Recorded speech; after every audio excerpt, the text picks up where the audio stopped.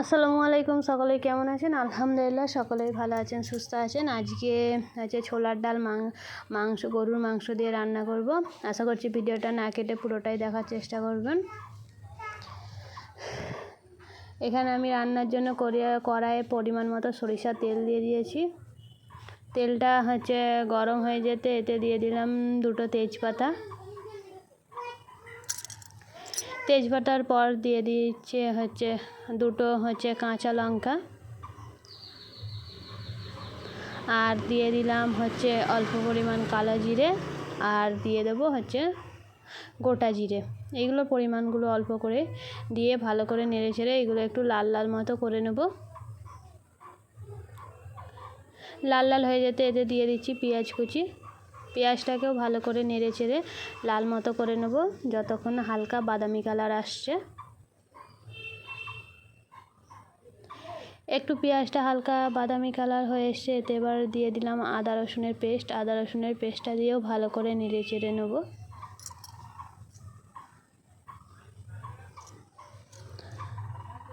আদা রসুনের পেস্টটা দিয়ে ভালো করে নেড়ে চেড়ে নিচ্ছি। ভালো করে নাড়াচাড়া হয়ে গেছে। এরপরে এতে দিয়ে দেবো একটা বড় সাইজের টমেটো কুচি। আপনারা চাইলে টমেটোটা নাও দিতে পারেন। আমি এখানে একটা মিডিয়াম সাইজের টমেটো দিয়ে দিয়েছি। টমেটোটা দিয়ে ভালো করে নেড়ে চেড়ে এরপরে এতে মশলা অ্যাড করে দেবো। টমেটোটা ভালো করে নেড়ে চেড়ে নিচ্ছি।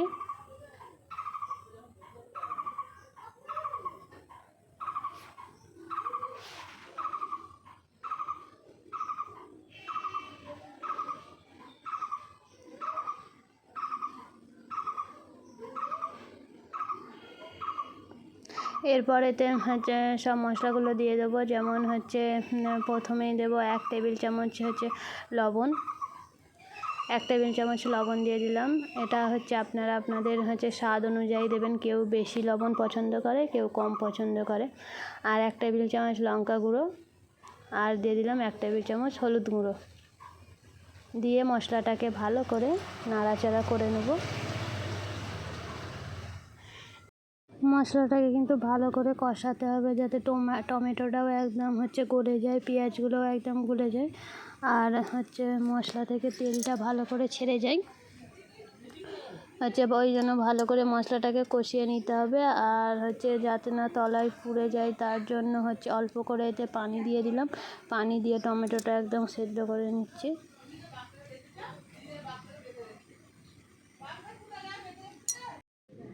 মশলা থেকে তেল ছেড়ে গেছে, আর এখানে আমি গোশটাকে একদম ছোট্ট ছোট্ট করে টুকরো করে নিয়েছি।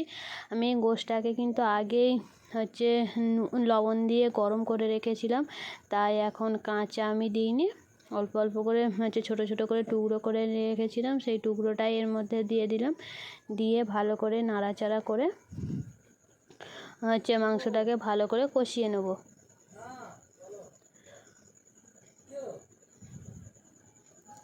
তাই এটাকে ভালো করে নেড়ে চেড়ে ভালো করে কষিয়ে নিচ্ছি। অল্প করে পানিও দিয়ে দিলাম। পানি দিয়ে ভালো করে নেড়ে চেড়ে কষিয়ে নেব।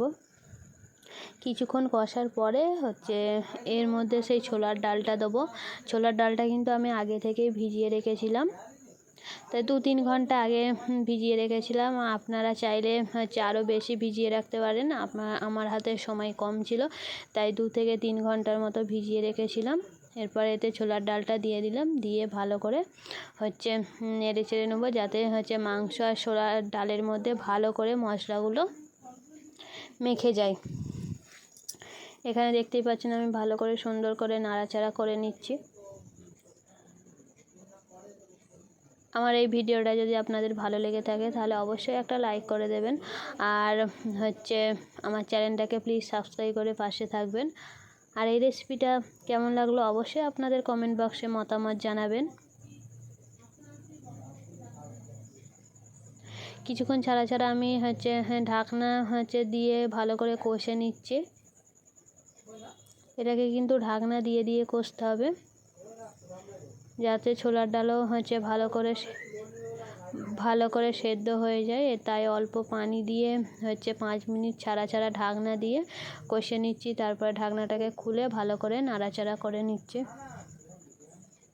এটা কিন্তু একদম মিডিয়াম আছে, মানে একদম লো আঁচে ভালো করে কষতে হবে, যাতে মাংস আর ডালটা ভালো করে সেদ্ধ হয়ে যায়।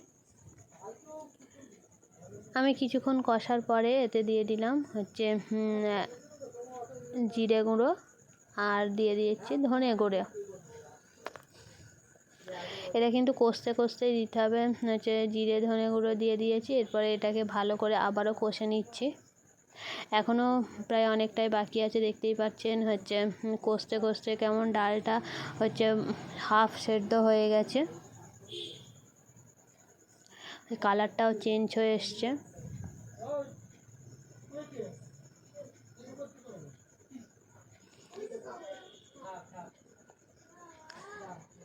এটাকে আমি ভালো করে কষিয়ে নিচ্ছি। কিছুক্ষণ কষার পরে এতে পরিমাণ অনুযায়ী পানি দিয়ে দেবো।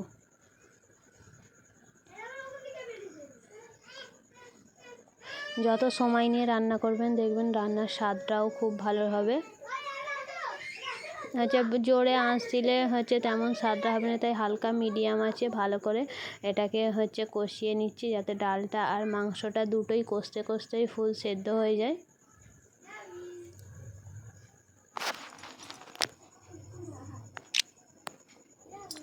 এখানে আমার ভালো করে কষা হয়ে গেছে। এরপরে পানি দিয়ে দিচ্ছি।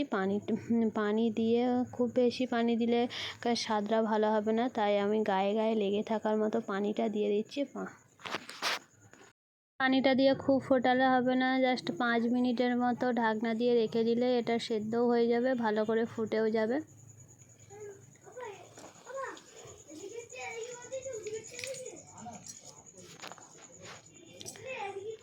তাই ভালো করে নাড়াচাড়া করে নিয়েছি। এরপরে এটাকে চাপা দিয়ে রেখে দেবো পানিটা ফোটার জন্য। 5 মিনিট পর পানিটা ফুটেও গেছে। এরপরে এতে দিয়ে দিলাম গরম মশলা, পরিমাণ অনুযায়ী গরম মশলা দিয়ে দিলাম, আর দিয়ে দিলাম জিরে গুঁড়ো। আগেও জিরে গুঁড়ো দিয়েছিলাম, এখনও অল্প করে জিরে গুঁড়োটা দিয়ে দিলাম, দিয়ে ভালো করে নাড়িয়ে চাড়িয়ে নিলাম।